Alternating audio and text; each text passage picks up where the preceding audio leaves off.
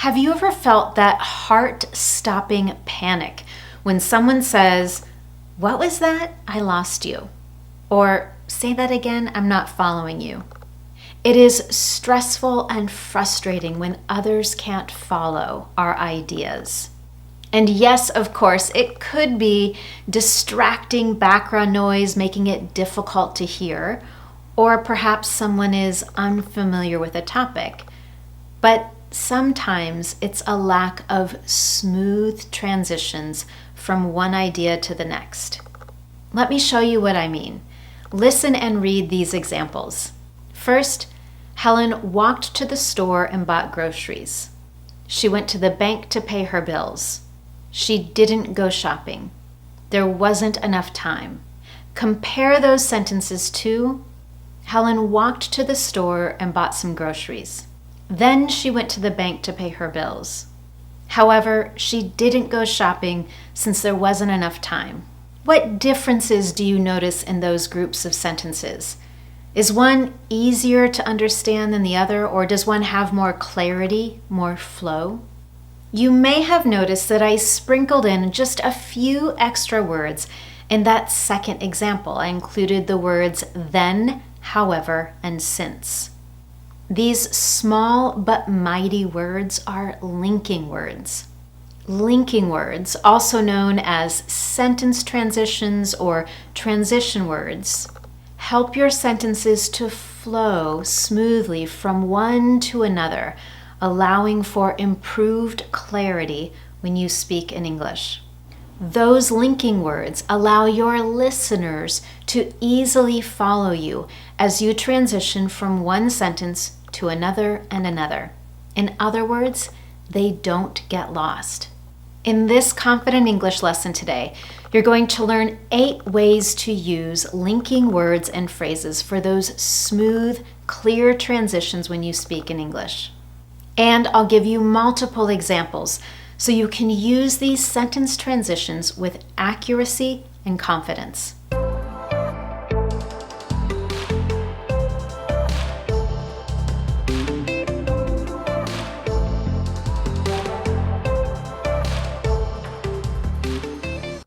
Before we get started, if you don't already know, I'm Anne-Marie with Speak Confident English.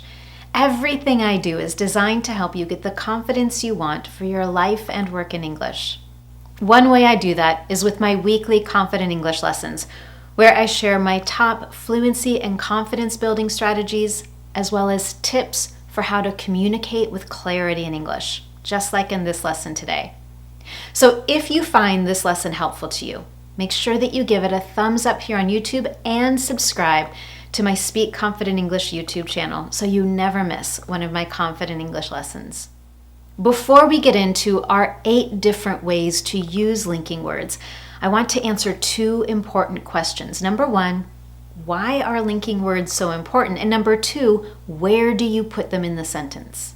So first, why are they so important? Linking words create smooth transitions from one sentence to another. In other words, they create a logical flow. For example, they help us indicate whether we are making a comparison or identifying similarities between 2 things. They help us show contrast or indicate that we're adding on a detail. Linking words indicate a sequence and also create cohesion. They can draw attention to specific words and bring emphasis to what we're saying. And when used regularly, they act as a map, helping your listeners follow you as you speak. Not only is it important to use them, but we have to know where to put them in the sentence to ensure clarity and organization. So whether you're writing or speaking aloud, linking words can be placed at the beginning of a sentence, in between a sentence or an idea, and at the start of every major point in an argument, for example. Let's take a look at 2 sentences to highlight this. At first, the book introduces the history of psychology. Later, it shifts to contemporary studies and theories. In these 2 examples, we have linking words that come at the beginning of the sentence. They also indicate the start of a new point. This helps your listeners follow the flow of ideas and make connections between them. With that in mind, let's get to our first use of linking words: to reiterate or repeat. From time to time, it may be necessary to repeat something that has already been said. We typically do this in an effort to clarify or draw attention to or bring emphasis to something that has been said previously. To indicate this, we have multiple linking words and phrases we can use, including, as I already mentioned, as I've said, to repeat, as Sarah said, or like Sarah said, or simply again. Let's look at how we might use these in an example sentence. Imagine you're at a meeting discussing your company's social media strategy, and in that meeting, a coworker suggests a change. In response, you say, as Linny said, we should wait for more data before making any major changes to our strategy. The second use of linking words and phrases is to create a sequence. A sequence helps us understand the order of events. And if you're communicating multiple ideas, it's important for others to understand the timing or the sequence. Using linking words effectively not only allows for those smoother transitions, but it also allows your listeners to follow your train of thought and understand the timing or the sequence. Common linking words we use for this include first, second, third, last, before, beforehand, after, afterward, then, next, at the same time, meanwhile, and many more. If you want to get additional examples of linking words you can use to indicate sequence, I recommend you visit this lesson at the Speak Confident English website, where I've also included a written portion with more examples than what I've shared here. And now let's consider another scenario so we can see how these would be used in a sentence. Think about the last time you made a recipe, perhaps for baking a cake or baking some cookies. In sharing that recipe, someone very likely used sequencing words to help you understand the order of steps. For example, first mix the butter and sugar together. Then add the eggs one at a time. Without those transitions, it's possible that recipe could go terribly wrong. Our third use of linking words is to express conditions. In other words, one thing may only be true or may only occur due to another. For example, if you're discussing plans on starting a business, you might say to someone, I'm on track to starting my business next year so long as I continue saving money and we don't have a downturn in the economy. One thing will only happen so long as another thing occurs or doesn't occur. There's a condition. Other linking words and phrases we can use for this include as long as, granted or provided that, in the event that, if and then, that structure we typically use with conditional sentences, and lest. And now, use number 4, we use linking words to provide support or to illustrate. I'm quite sure you already use quite a few linking words that help you provide support. One very common one is for example, or such as. These transitions allow you to share examples to expand on your ideas or provide support for your particular opinion or idea. Additional examples of this include, for instance, in other words, to put it differently, to put it another way, that is to say, and namely. If you want a few more examples, I recommend visiting this lesson at the Speak Confident English website. Once again, I've listed several more there in writing. As I mentioned earlier in this lesson, linking words allow us to indicate whether we're drawing comparisons or highlighting contrasts. And that is exactly what we're going to look at with use number 5. We'll look at a series of linking words and phrases that help bring focus to a comparison or contrast. If we want to highlight contrast, here are a few examples of linking words you can use. In contrast, on the contrary, on the one hand, and on the other hand, even so or even though, in spite of, unlike, but, however, and whereas. Let's take a look at an example sentence and then we'll talk about linking words we use for comparisons. Let's go back to that scenario of being in a meeting where you're discussing your company's social media policy. Perhaps you're trying to convince your coworkers to make a change. And in doing so, you might say, on the one hand, there are benefits to waiting until we see the data. But on the other hand, the longer we wait, the more we risk losing our audience. Now, when we want to address similarities or make comparisons, here are several examples of linking words you can use. Likewise, like, similarly, in comparison, in the same manner or in the same way, and just as.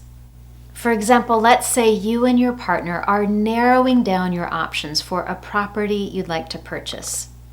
In your conversation, you might say, just as the first house we looked at is by the water and has great views, the last house has the same. It's just a bit cheaper.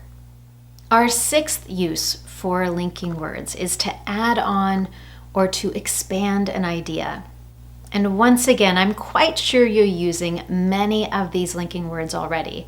This list includes in addition to, additionally, furthermore, moreover, also, plus, and as well as. Imagine you're telling a friend all the reasons she should watch your favorite show. And in order to convince her, you want to add on multiple reasons. Here's how you might do that. The show focuses on real stories and retells events in an exciting way. Plus, the actors are great. Our seventh use on this list today is to emphasize or draw attention to something that is important. To do that, we use linking words and phrases such as, it's important to realize, indeed, in fact, of course, in truth, surely, and besides. For example, let's say a coworker really needed some help, so you have decided to take on some of her workload. But, she's feeling kind of bad and guilty, so you want to reassure her. In doing that, you might say, don't worry about any of this. Besides, Kiko will be helping me as well. And now, use number 8 for linking words is to conclude or summarize. When you've shared multiple ideas, it's always useful to summarize the key points and highlight that final conclusion. To help you do that effectively and tell your audience precisely what is happening, let them know that you are now summarizing the key details or you're bringing them to the concluding point, you can use these linking words and phrases. To summarize, in brief, in short, in essence, overall, and to sum up. These are all useful to help your audience understand that you are going to summarize or restate the key points. For example, let's say you're coming to the end of a long presentation and you want to reiterate the key points. You can do that by saying, in brief, we can cut carbon emissions by carpooling, using renewable energy sources, and upgrading our homes to be energy efficient. After you've done that, you can go on to a clear conclusion and use linking words such as in conclusion, to conclude, finally, thus, therefore, and as a result. If we were to continue those sentences where you summarized your presentation, your final sentence might be, to conclude, cutting carbon emissions at home is an easy and small step we should all take. To finish this lesson on linking words and linking phrases that allow you to speak with clarity and have smooth transitions, Let's talk about how you can practice this. I want you to first identify a topic that you feel particularly passionate about. It could be something related to politics. It could be a situation happening at work where you have a potential solution or an idea you'd like to share. Spend a couple of minutes doing a mind map or writing down the key points to your argument or what you might want to share with someone to convince them that you have the right idea. Once you have those key points down, try to expand on them, add support. Maybe you've had a past experience, or there's something you've read, heard, or some data that supports your position. Write that information down as well. Then, when you're ready, I want you to practice talking about it out loud. Share your thoughts on that political situation. Share your idea out loud. And most importantly, record it. While you do that, try to sprinkle in some of these linking words to reiterate an important topic or to expand on an idea, to add an example, or to summarize. Once you've done it, you can stop the recording and then go back and listen to it. Pay attention to the linking words that you used. And also evaluate, are there opportunities where you could have used more? Following this process is one of the most effective ways you can improve your communication skills and make sure you're using those smooth transitions. If you found this lesson helpful to you today, I would love to know. You can always give it a thumbs up here on YouTube, and don't forget, subscribe to this channel as well so you never miss one of my Confident English lessons. Thank you so much for joining me, and I look forward to seeing you next time.